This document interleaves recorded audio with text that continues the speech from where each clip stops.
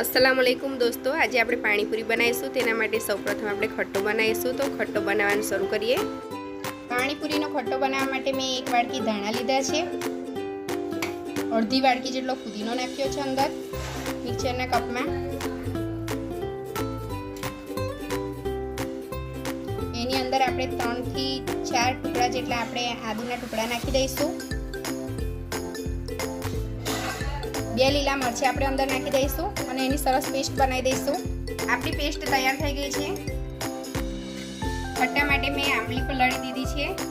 1 કલાક પહેલા મેં આંબલી પલાળી દીધી હતી। 50 ગ્રામ જેટલી આંબલી લીધી છે, તેને પલાળી દીધી છે। તેને સરસ રીતે આ રીતે મેશ કરી દઈશું આપણે। એને સરસ મેશ કરીને પછી એને આપણે ગાળી લેવાની છે।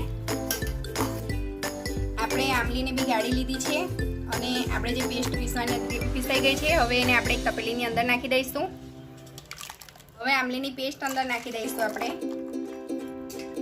આપણે એની અંદર નાખવાનું છે આમચૂર પાવડર 1 ચમચી મેં લીધું છે, અડધી ચમચી જીરું પાવડર લીધું છે, 1.5 ચમચી જેટલું મેં સંચળ લઈ લીધું છે જેને કાળું નમક કહે છે તે, અડધી ચમચી મેં મીઠું લીધું છે અને અડધી ચમચી મેં લીંબુના ફૂલ લીધા છે। લીંબુના ફૂલ તમારે સ્વાદ પ્રમાણે નાખવાના છે, કેમ કે આપણે એની અંદર આંબલી બી નાખી છે અને થોડુંક લીંબુ બી નાખીશું, એ પ્રમાણે લીંબુના ફૂલ તમારે નાખવાના છે। પણ મેં એની અંદર અડધી ચમચી લીંબુના ફૂલ એડ કરીશ અને 5 ચમચી જેટલી મેં હિંગ લઈ લીધી છે। બધા મસાલા આપણે અંદર એડ કરી દઈશું। એમાં આપણે 1 લીંબુનો રસ નીચવી દઈશું। આપણે 1 લીંબુ આ રીતે કટ કરી નાખ્યું છે, તે આપણે એની પૈકી એની અંદર નાખી દઈશું। એમાં આપણે પાણી એડ કરીશું। મેં 3 ગ્લાસ એની અંદર પાણી એડ કરું છું। હવે એને આપણે સરસ રીતે હલાવી દઈશું। બિલકુલ રેડી થઈ ગયો છે। ખૂબ જ ચટાકેદાર ખટ્ટો તૈયાર થઈ ગયો છે। 500 ગ્રામ જેટલા બટાકા બાફી દીધા છે, તેની અંદર આપણે નાખીશું 100 ગ્રામ જેટલા ચણા। પહેલા આપણે બટાકાને મેશ કરી દઈશું સરસ રીતે મેશ થઈ ગયા છે। એની અંદર આપણે આ 100 ગ્રામ જેટલા ચણા જે બાફી લીધા છે એને બી મેં મીઠું નાખીને એને બાફી લીધા હતા, તેને બી આપણે અંદર એડ કરી દઈશું। સરસ રીતે બફાઈ ગયા છે, તમે દેખી શકો છો। આ રીતે ચણાને બાફી દેવાના છે। હવે એને થોડા આપણે ભરી કાઢીશું હાથથી। આ રીતે થોડા મેશ કરી નાખવાના છે અને લરી જેવો ટેસ્ટ લાગશે પાણીપુરીનો। ત્યારે આપણે મીઠું, અડધી ચમચી સંચળ નાખીશું અને 2 ચમચી આપણે મરચું નાખીશું એની અંદર। હવે સરસ રીતે બધું મિક્સ કરી દેવાનું છે। એમાં આપણે ધાણા નાખીશું,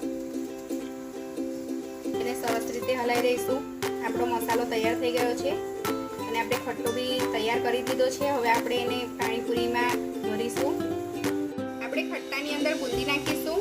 જે ખટ્ટાની અંદર નાખે છે તે મેં બનાવેલી છે, તમે મારી રેસીપીમાં જોઈ શકો છો, જે મેં આગળ મૂકેલી છે મારી ચેનલ પર કે કેવી રીતના બનાવવાની છે એને।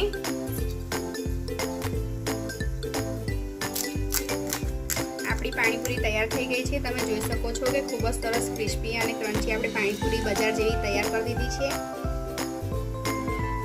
એને આપણે ભરીશું। એની અંદર આપણે કચુંબર નાખીશું, જેનાથી એનો ટેસ્ટ ખૂબ જ સરસ લાગે છે, કમ્પ્લીટ બજાર જેવો લાગે છે। અને પાણી બી ખૂબ જ સરસ તૈયાર થઈ ગયું છે આપણું, બિલકુલ બજાર જેવું પાણી તૈયાર થઈ ગયું છે અને એનો ટેસ્ટ ખૂબ જ સરસ લાગે છે। તમે એક વખત ઘરે જરૂરથી ટ્રાય કરજો અને દોસ્તોમાં શેર કરજો અને અમારી રેસીપી કેવી લાગી તે તમે કોમેન્ટમાં લખજો। સબસ્ક્રાઇબ કરવાનું ભૂલશો નહીં। સબસ્ક્રાઇબ કરી બેલ આઇકન બટન દબાવવાનું ભૂલશો નહીં। નવી રેસીપી સાથે ફરી મળીશું। અલ્લાહ હાફિઝ।